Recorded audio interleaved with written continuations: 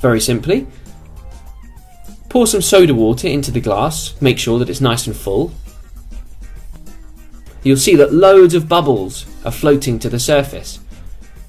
The next step is to drop some of the raisins into the soda water, and instantly you'll see that they seem to be dancing. This is because the tiny bubbles of carbon dioxide inside the soda water are latching onto the tiny wrinkles on the raisins. The more bubbles that latch on, the more gas there is stuck to the raisins, and the more gas there is, the lighter they get, and so they start to float to the surface. When they hit the surface, some of the bubbles pop, which makes the raisins heavier again, and they sink to the bottom. This process then continues to repeat. And there you have it. That's how you really easily make your own dancing raisins. Diving ketchup experiment. For this you're going to need a bottle of water, a sachet of sauce, preferably ketchup. The first step is to take your bottle of water and your ketchup. Then unscrew the lid. Make sure that the bottle is completely full of water. And then very carefully insert the sachet of sauce into the bottle. You'll find that water spills out of the bottle when you do this, but that's fine. Once that's done, very carefully and tightly seal the bottle. You'll see that the ketchup packet floats inside the water. But if you squeeze the bottle, it sinks. Let go and you'll see that it rises to the top again. Why is this? Well, it's because inside the ketchup packet there is also a very small bubble of air. When you squeeze the bottle, you compress the air inside the packet, which makes it denser, and therefore it sinks to the bottom. When you let go of the water, you release the pressure, and it means that the air inside the packet becomes less dense, and so rises back to the top of the bottle. You can play around with this for a while, and see how quickly you can make the packet sink, and how quickly you can make it rise. If you get the pressure just right, you can make it float directly in the centre of the bottle. Why don't you challenge your friends at this and see who's best?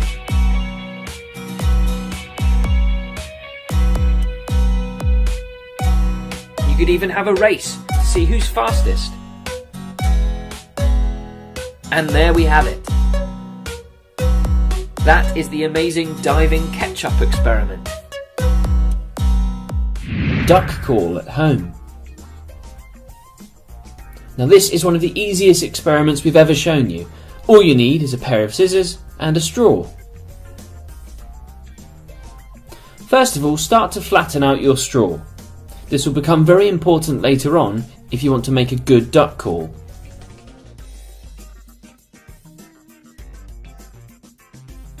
If your straw has a bent side, make sure you cut it off. Then, very carefully, cut one end of the straw into a point. You'll see that the end has two pointed triangles, much like a duck's beak. All you need to do now is put the flat end of the straw into your mouth and breathe in sharply. The sound that you're hearing is caused by the pointed ends of the straws vibrating very fast together, creating a duck call.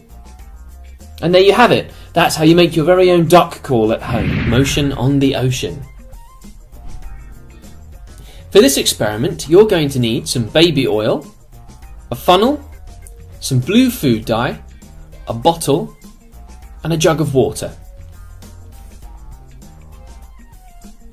First of all, add some blue food dye to the water. Give the jug a bit of a stir, and then use the funnel to half fill the bottle with your blue water. You might find that doing this causes some bubbles to form on the surface of the water. If that happens, just leave it aside for a few minutes and they should go away. Then take your bottle of baby oil and very carefully fill the bottle the rest of the way with oil. Try to make sure there is as little air left in the bottle as possible.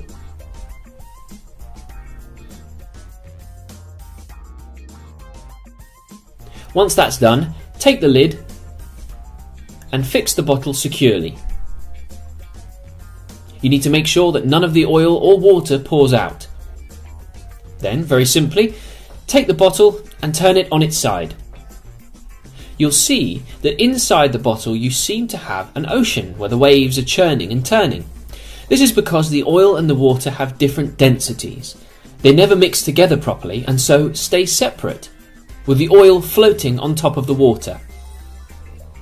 Now this is a really cool experiment which demonstrates the difference between different densities of liquids. You can play with the bottle, turn it end to end or side to side, and see the way the waves take shape. And there you have it. That's how you make your very own motion on the ocean at home. Put out a candle without blowing it. Now this is a really fun experiment, and what you're going to need to do it is 1 candle, 1 tablespoon of baking soda, 1/4 cup of vinegar, a sheet of paper, a plastic bottle and some matches. What you need to do first of all is roll your paper up into a cone shape.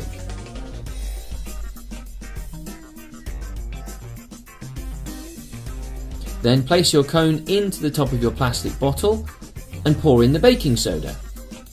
Be careful not to spill any.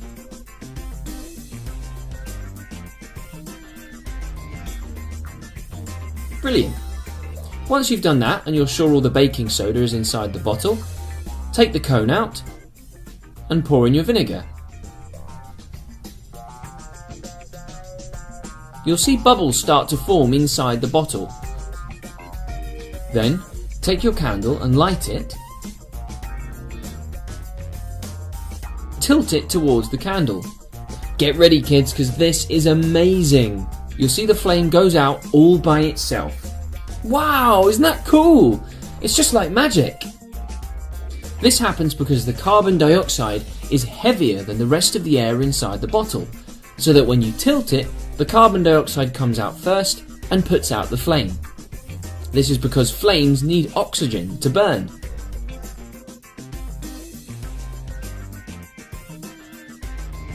And there you have it.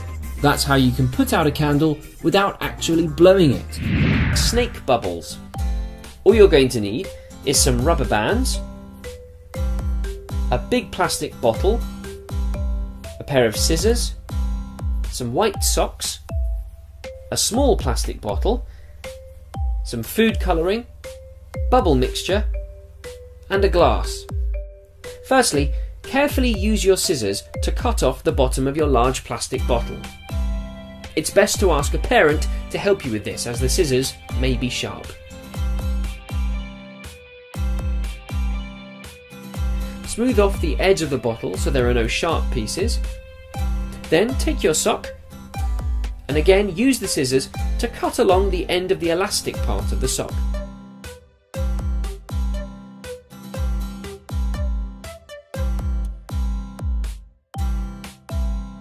Then carefully stretch the fabric of the sock around the bottom of the bottle. Pull it tightly so you create a sort of drum made out of material. Make this surface as tight as you can. Once that's done, use a rubber band to hold the sock in place.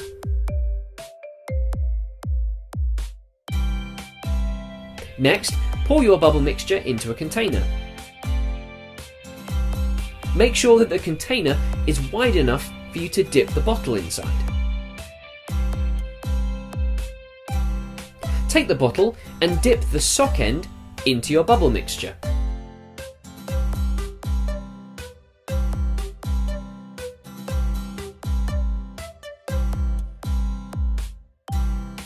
Make sure there's plenty of mixture on it.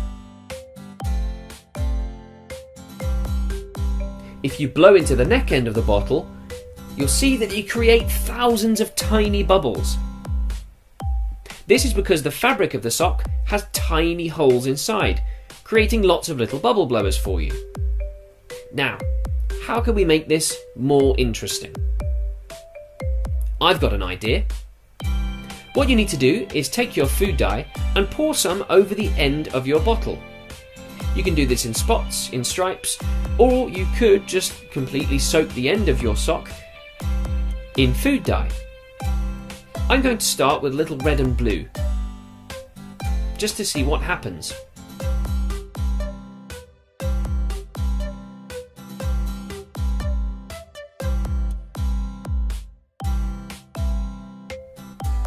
Let's cover a good amount of the surface in food dye.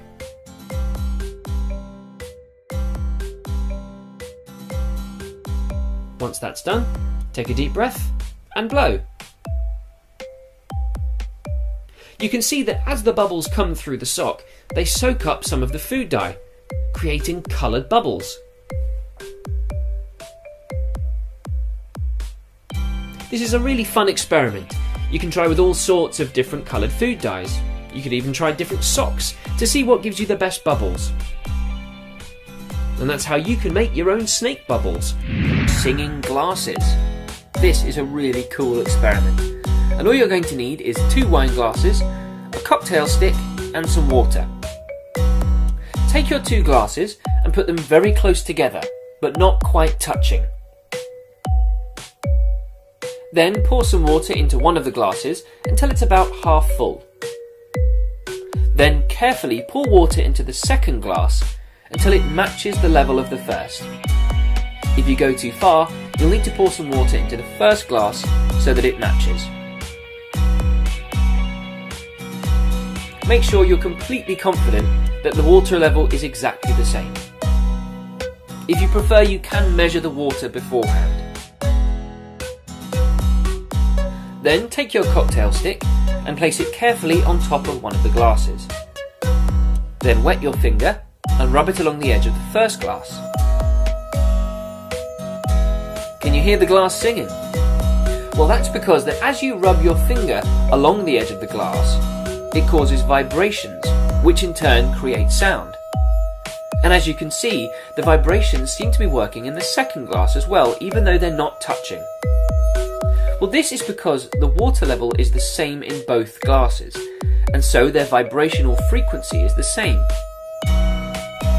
When another object picks up the same vibrations as the first, we call this a sympathetic vibration.